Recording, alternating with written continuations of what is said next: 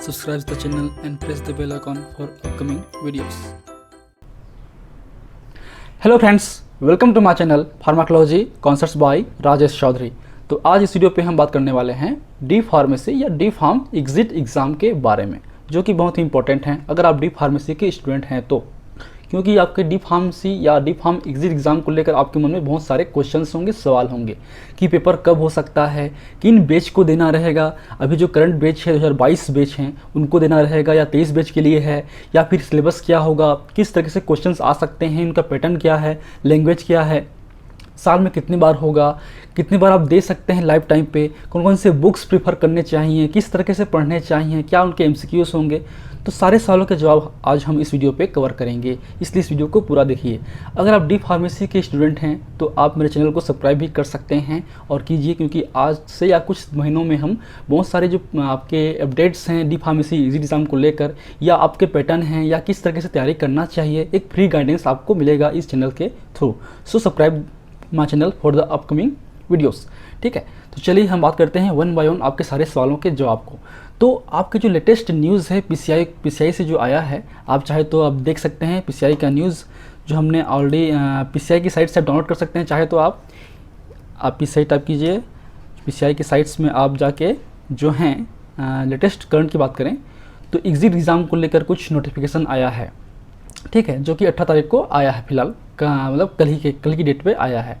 तो उसकी बात करें तो उसमें जो है ये आपका बेसिकली उसका जो रेगुलेशंस हैं आप देख सकते हैं, ये आपका 18 अगस्त 2022 का नोटिफिकेशन है जो पीसीआई की ओर से आया है। उन्होंने कंफर्म कर लिया है कि डी फार्मेसी एग्जिट एग्ज़ाम जो हैं आपका होना है, ठीक है, और कब होगा, वो होगा आपका हेल्ड इन नवंबर 22। याद रखिए, आपका नवंबर प्रपोज डेट है, नवंबर पे आपका हो सकता है, ठीक है। अब ये ज़रूरी नहीं है कि नवंबर पे ही हो, या हो भी सकता है, बट क्योंकि अभी इसका कोई फिक्स्ड बॉडीज़ नहीं बना है, अप टू डेट इसमें होते रहेंगे कि एग्ज़ाम कौन लेगा, कौन उसकी अथॉरिटी होगी। स्टेट गवर्नमेंट अपने हिसाब से जो स्टेट फार्मेसी काउंसिल है वो लेगा या सेंट्रल काउंसिल लेगा, ठीक है। ये अभी सब चीज़ें जो हैं मीटिंग्स में अभी अपडेट हो रही हैं, ठीक है। तो इतना याद रखिए कि आपका जो एग्ज़ाम है वो होगा ही, और इसी बैच से होगा, 2022 बैच से ही होगा, और एग्ज़ाम आपका जो प्रपोज डेट है मे बी हेल्ड इन नवंबर, है ना। यहाँ पे ऐसा नहीं है कि एग्जैक्टली डेट आ चुका है, डेट नहीं आया है, अभी है मे बी हेल्ड इन नवंबर 2022। इस पे हो सकता है मोस्ट प्रोबेबली, अगर सब कुछ सही रहा तो, ठीक है।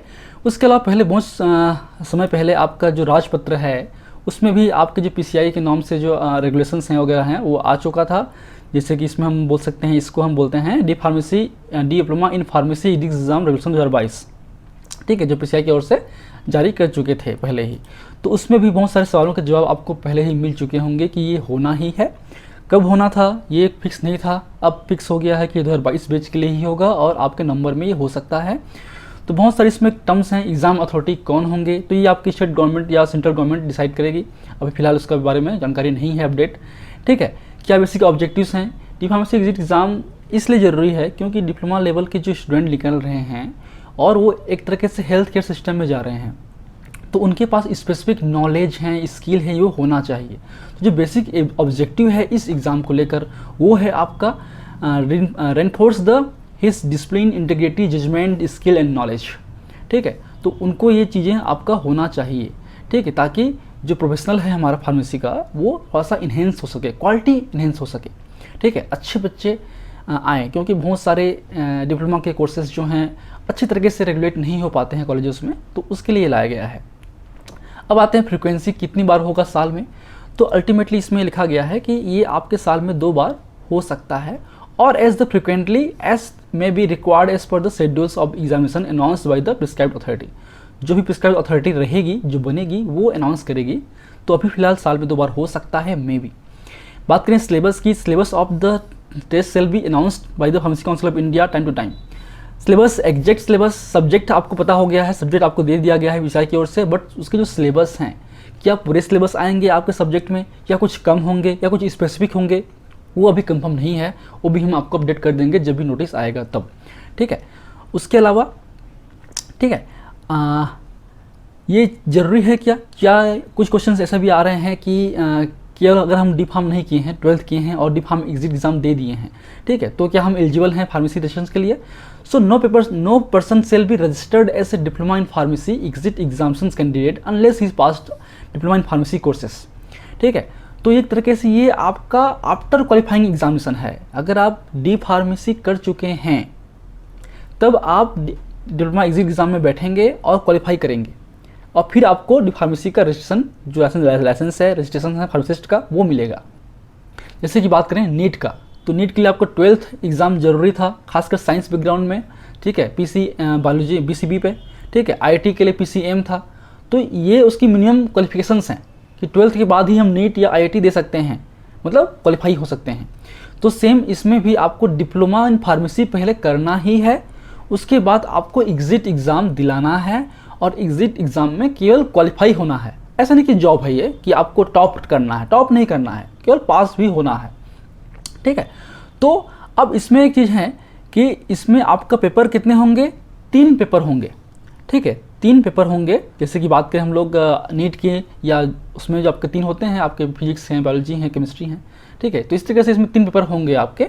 जो सब्जेक्ट हैं उसमें आपके pharmaceutics, pharmacology, pharmacognosy, pharmaceutical chemistry, biochemistry, hospital trainer pharmacy, pharmaceutical jurisprudence या और डीएसबीएम, ये आपके सब्जेक्ट हैं। अभी जो चल रहा है वो आपके ओल्ड पीसीआई सिलेबस चल रहे हैं। अभी पिछले साल से न्यू पीसीआई सिलेबस आ चुके हैं, जिसमें आपके बहुत सारे सब्जेक्ट्स जो हैं और एडअप हुए हैं। जैसे कि बात करें फार्माकोथेरेपेटिक्स की हो, सोशल फार्मेसी की हो, है ना। तो ये सब सब्जेक्ट जो हैं आने वाले समय पे भी अपडेट होंगे, तो सब्जेक्ट भी इंक्लूड होंगे, कुछ सब्जेक्ट एक्सक्लूड हो सकते हैं। तो syllabus time to time change होते रहेंगे, ठीक है। अभी के लिए जो है आपने जो पुराने सिलेबस पढ़े हैं उन्हीं से आएंगे। अब वो कंप्लीट सिलेबस आएगा कि कुछ पोर्शंस आएंगे, ये अभी डिसाइड नहीं हुआ है, ठीक है।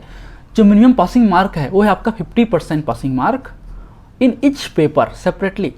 अगर आपके 3 पेपर होते हैं, पेपर 1, 2 और 3, अब 1 में कौन कौन से सब्जेक्ट होंगे, 2 में कौन कौन से होंगे, अभी डिसाइड नहीं हुआ है।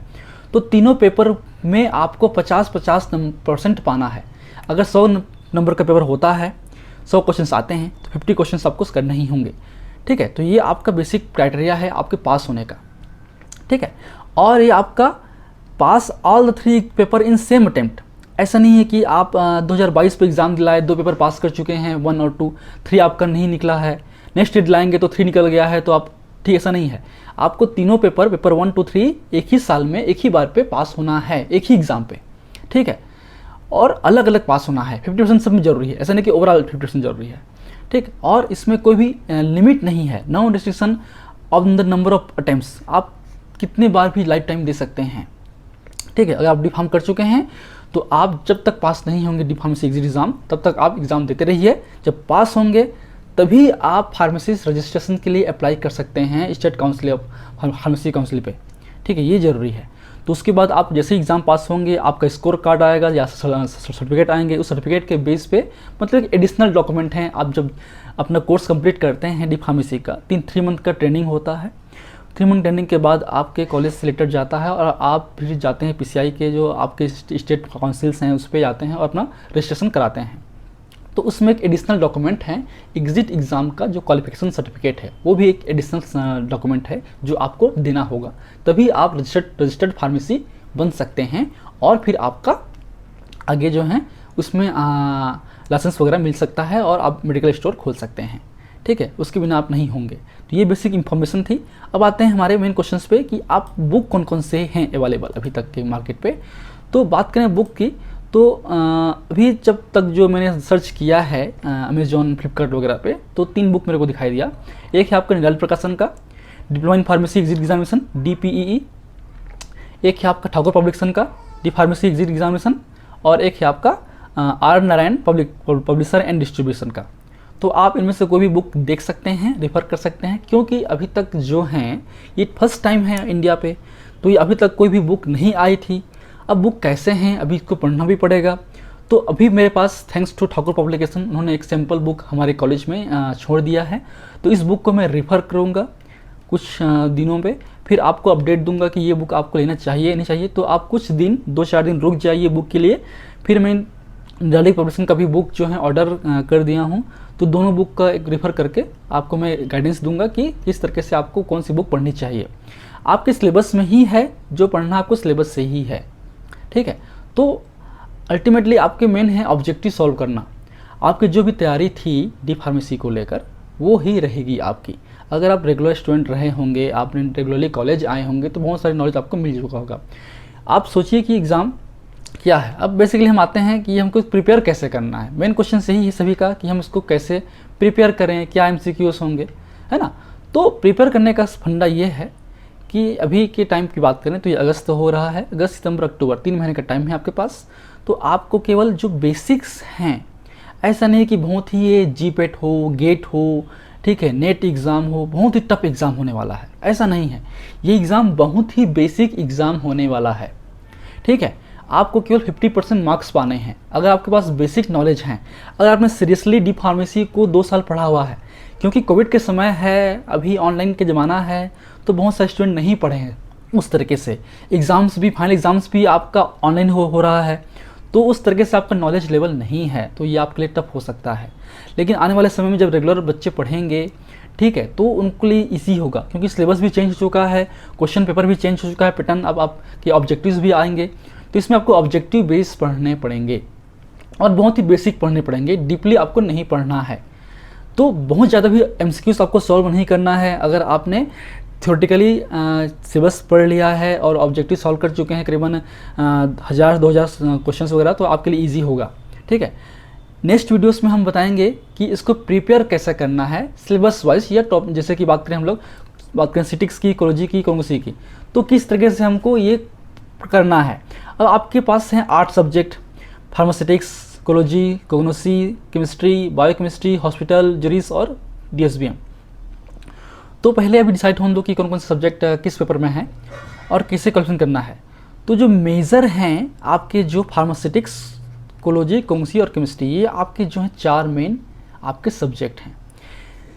खासकर उसमें सिटिक्स और इकोलॉजी, ठीक है। आप चाहें तो हॉस्पिटल हैं, डीएसबीएम हैं, जूरिस हैं, बायोकेमिस्ट्री हैं, इन सब्जेक्ट के केवल जो बेसिक्स हैं, जो बहुत ही इंपॉर्टेंट टॉपिक्स होंगे, वही पढ़ेंगे तो भी काम चलेगा।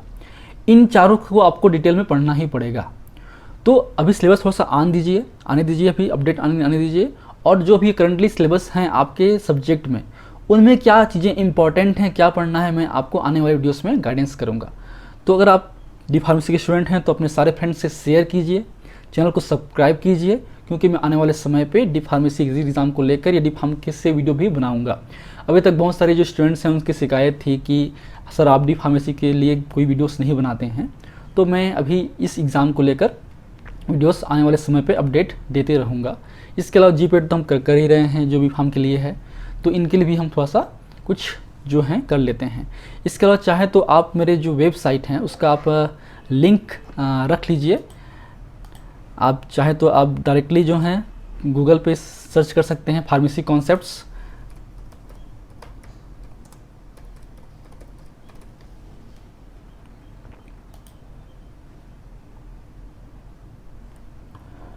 तो आपके डायरेक्ट साइट का नाम बता रहा हूँ मैं, ये है आपका साइट है pharmacyconcepts.in, ठीक है। तो इसमें सर्च करेंगे तो इसमें अभी फिलहाल आपके लिए कुछ नहीं है, बट आने वाले समय पे कुछ दिनों पे मैं एक यहाँ पे एक लिंक डाल दूंगा एक्स्ट्रा डी फार्मेसी एग्ज़ाम को लेकर।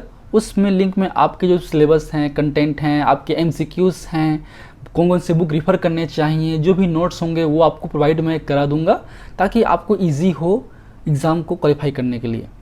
कोई भी टीचर्स अभी 2-3 महीने में आपका एग्ज़ाम क्वालिफाई नहीं करा सकता, पढ़ना आपको ही है। क्रैश कोर्स ऐसा कुछ नहीं होता, आपको ही पढ़ना है। एमसीक्यूज़ जितनी ज़्यादा सॉल्व कर सकते हैं करिए, बेसिक्स क्लियर कीजिए, ठीक है। हम आपके लिए गाइडेंस के लिए हैं, हम आपको प्रॉपर गाइडेंस देते रहेंगे, अपडेट रखते रहेंगे, लेकिन पढ़ना आपको ही है, डरना नहीं है। कोई बड़ी चीज़ नहीं है, डी फार्मेसी एग्ज़ाम पहली बार है, अभी तो एग्ज़ाम स्टार्ट में ईजी वे पे होगा, बाद में समय पे टफ होते जाते हैं एग्ज़ाम्स। अभी स्टार्टिंग में बहुत ही ईजी होने वाला है। So best of luck for your D pharmacy exam. Okay, thank you.